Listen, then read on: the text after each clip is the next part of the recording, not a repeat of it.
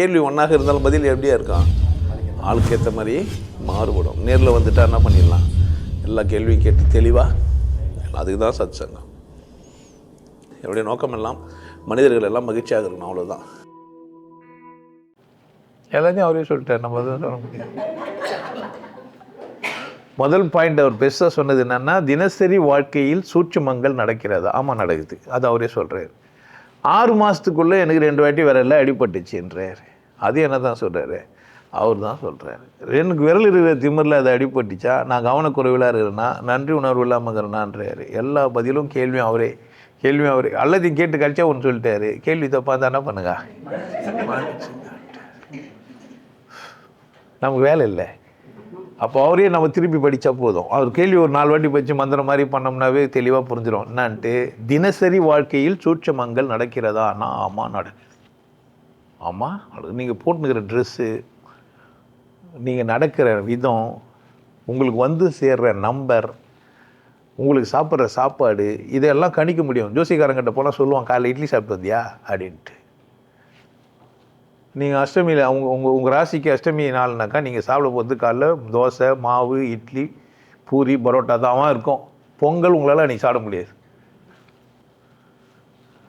அதனால் ஜோசிக்காரன் சொல்லுவான், பார்த்துக்கிறீங்களா, சில ஜோசிக்காரெல்லாம் பார்த்தா அதுமாதிரி தெளிவாக சொல்லுவாங்க. ஏங்க அந்த செருப்பு போடலான்னு விட்டுட்டு இந்த செருப்பு போட்டுன்னு வந்தீங்கன்னுவாங்க.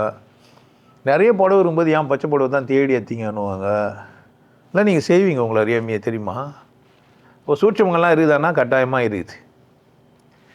விரல்லாம் விட்டு போகுது வருது பாதிப்புதுன்னா கட்டாயமாக அதுவும் தான். எல்லாமே என்னவோ சொல்லி வச்சுருப்பாங்களே. இது வந்து ஒரு படத்தில், ஏதோ ஒரு படத்தில் சொல்லுவானே, டிசைன் ஒன்று ஒரு வார்த்தை அடிக்கடி அவர் யூஸ் பண்ணுவார். இது டிசைனில் இருக்குது, பஸ்ஸு பஞ்சராக இன்னொன்று டிசைனில் இருக்குது, எல்லாத்தையும் டிசைன் வரும். விதின்னு சொல்லிருப்பாங்கல்ல. நான் என்ன சொல்கிறேன், சூட்சமாக இருக்குது, அது இருக்குது, இது இருக்குதுன்ட்டு நீங்கள் அந்த பக்கம் போயிட்டீங்கன்னா வாழவே முடியாது. ஆல்மா ஒன்றுக்கும் சூட்சமத்தை பார்த்துனுங்கணும். இன்றைக்கினா சூட்சமோ, ஆமாம் இன்னைக்கு திங்கக்கிழமை நிலா நாள், சந்திரனுக்கு உகந்தது, வெள்ளை சட்டை போடணும், காலைல தண்ணி குடிச்சிட்டு போனோம். அதில் உங்களுக்கு ஜாதகத்தை பார்த்துக்கிறீங்களா? காலண்டர் இருக்கும்ல, அதில் எழுதியிருக்கோம் சூளம், தயிர் பார்த்துக்கிறீங்களா, வெல்லம், பரிகாரம்லாம் இருக்கும் பார்த்துக்கிறீங்களா? இதெல்லாம் வாழ்ந்துக்கிறாங்க. டெய்லி அவ்வளோ தூரம் ஆராய்ச்சி பண்ணி அவ்வளோ தூரம் வாழ்ந்துக்கிறான் ஒரு மனுஷன். அப்போல்லாம் இது கிண்டலாக பார்க்கறதுக்கு இல்லை. இப்போ நம்ம நாகரிகம் வாழ்ந்துச்சு, புரிஞ்சிச்சு, வேறு மாதிரி ஆகிட்டோம்.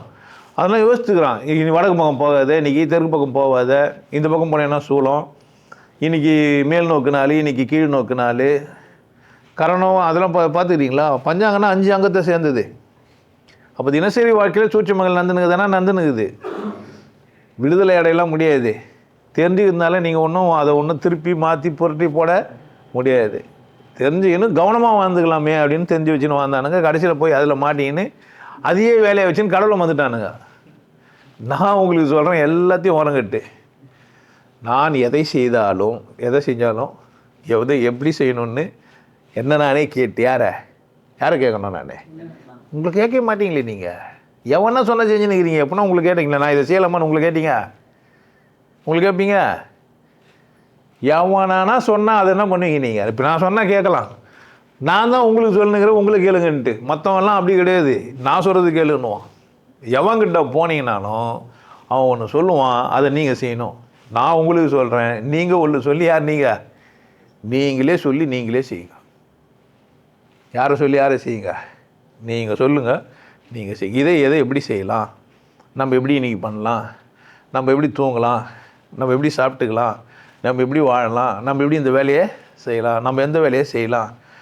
நீங்கள் டிசைடிங் அத்தாரிட்டி இல்லைன்ற மாதிரி ஆகிட்டான். எல்லாம் விதி, கடவுள் வேலை போட்டு பழிய போட்டு நீங்கள் ஏழ்மையாக இருக்கிறதுக்கு காரணம் யார்? கடவுள். நீங்கள் கஷ்டப்படுறதுக்கு காரணம் யார்? கடவுள். அப்படியா? இல்லவே இல்லை. நீ தான் தேடின, எல்லாத்தையும் நீ தான் உருவாக்குன. உனக்கான உலகத்தை உருவாக்கி வச்சுனா. போன வாரத்துக்கு முன்னாடி வரும்போது ஏதோ பேசியிருப்பேன்.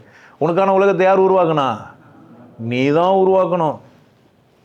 அப்போ நான் தினசரி வாழ்க்கையில் சூட்சமங்கிறது இதெல்லாம் இல்லை. கடவுள் என்னை பிறக்க வச்சுக்கிறான். நான் இருக்கிறதே பெரிய விஷயம். நான் இருக்கிறேன்ல, அதுக்கப்புறமா சோறு சாப்பிட்றேன், வீடு கட்டுறேன், பொண்டாட்டி இருக்கிறாங்க, பிள்ளைக்கிறாங்க, குடும்பம் இது, வாழ்க்கை இதெல்லாம் அப்புறமா 3வது 4வது 10வது பிரச்சனை. அதெல்லாம் முதல்ல நான் என்ன பண்ணுகிறேன்ப்பா? இருக்கிறேன். எனக்கு பிரச்சனை எதனால்? இல்லைண்ணா அப்போ பிரச்சனை ஒரு வரும். நீ மூச்சுங்கிறேன்னு சொல்லுது, இந்த உலகத்தை நீ பார்க்குறேன்னு சொல்லுது. பார்க்குற இடம் பிரச்சனையாகுது, அவ்வளோதான். கண் தெரியல உனக்கு பிரச்சனை தெரியும். கண்ணிழந்த மனிதர் முன்னே ஓவியம் வைத்தார். என்ன மாதிரி ஓவியம் வந்தால் உனக்கு தெரியும், கண்ணு தெரியலண்ணா. அப்போ உனக்கு பிரச்சனை தெரியறதுக்கு காரணம் அந்த ஓவியம் அசிங்கமாகுதுன்னு எப்போ உன்னால் சொல்ல முடியுதே? கண்ணு தெரியலண்ணா. அப்போனா சூட்சமம் எங்கடா இருக்குதுன்னா என் கையில் தான் இருக்குது. சூட்சமம் யார் கையில் இருக்குது? இந்த உலகத்தை நீ எப்படி பார்க்குற, எப்படி பார்த்துக்கலாம், யார் கையில்? நிறைய பேர் சொல்ல மாட்டான், உன் கையில் இல்லை, அவன் கையில் இருக்குது. நீயே பார்த்து நீயே வாங்கினா நான் எதுக்கு ஜோசியம் பார்த்துக்கிறேன் வாடானுவான். நல்ல நேரத்தை யார் சொல்லணும்? நான் சொல்லணுமா அவன் சொல்லணுமா? நல்ல நேரத்தை எங்கே சொல்கிறீங்க? அவங்ககிட்ட போய் எப்போ சார் நல்ல நேரம், என் பிள்ளைக்கு எப்போ கல்யாணம் ஆகும்னா என்ன பண்ணுவான் அவன்? வாடகை கணக்கு போட்டு ஒரு 3 மாதம் ஆகும், 6 மாதம் ஆகும். இன்னும் சில பேர்லாங்கிற சம்மந்தமே எல்லாமே சாங்கியம் பண்ண சொல்லி அனுப்பிச்சிடுவான். அப்படி தானே? அப்போ நீங்கள் என்னவே பண்ணல, வாழலையே. அப்போ விரல் போச்சு, இப்போ அது போச்சு, சூட்சமங்கதெல்லாம் கிடையாது. நான் எப்போதும் எதை செய்தாலும் இறை நினைப்போட செய்வேன். ஒரு சோப்பு போட்டாலும் கடவுள்கிட்ட கண்டுபிடிச்சி சொல்லணும். இப்படி ஒரு சோப்பை கண்டுபிடிச்சி கொடுத்தான், கண்டுபிடிச்சவன் சேர்த்துட்டான், எல்லாம் போயிடுச்சு. ஆனால் கடவுள் நன்றி சொல்லணும். கண்டுபிடிக்கிற அறிவு அவனை குத்தியாப்பா அப்படின்ட்டு. ஒன்று நம்ம கண்டுபிடிக்கிற அறிவு அவனுக்கு கொடுக்கலாம், நம்ம கையில் வந்துருக்குமா? வந்திருக்காது. இப்போது நன்றியோடு வாழணும். எதை செஞ்சாலும் எப்படி என்ன செய்யணும்? நன்றி உணர்வோடு செய்யணும். செஞ்சால் எதுவும் ஆபத்து ஏற்படாது. பிரச்சனை வந்தாலும் அவங்க கையில் சொல்லலாம், பரவாயில்ல எனக்கு கிடைக்காது பொழுது, நம்ம கண்ணு வச்சாலும் திரும்பி பார்க்க மாட்டேன்ற அவள் தான் நமக்கு தலையெழுத்துன்னு ஒன்று. உங்களுக்கு எல்லாருக்கும் ஒரு விஷயம் சொல்கிறேன். ஆனந்த வாழ்வு அப்படின்ற ஒரு கோர்ஸ் யூடியூப்பில் போட்டு வச்சுருக்கேன். Happy life course. நீங்கள் மெம்பர் ஆனீங்கன்னா ஆனந்த வாழ்வு கோர்ஸை நேரடியாக நீங்கள் யூடியூப்பில் பார்க்கலாம். ஃபேமிலியாக டிவியில் போட்டு என்ன பண்ணலாம், எல்லாரும் ஃபேமிலியாக போட்டு பார்க்கலாம். ஒருத்தர் தான் சப்ஸ்கிரைப் பண்ணீங்க, 5 பேர் 6 பேர் என்ன பண்ணலாம், நீங்கள் அதை பார்க்கலாம். வாய்ப்பு பயன்படுத்திக்க. நல்லா இருங்க, சிறப்பாக இருங்க, கொண்டாட்டமாக இருங்க. உங்களை நீங்கள் மதிப்பு மிகுந்தவராக மாற்றுறது உங்கள் கையில் தான் இருக்குது. நல்லா இருங்க. நான் ஒரு வாய்ப்பு என்னை பயன்படுத்திக்கலாம். நல்லது.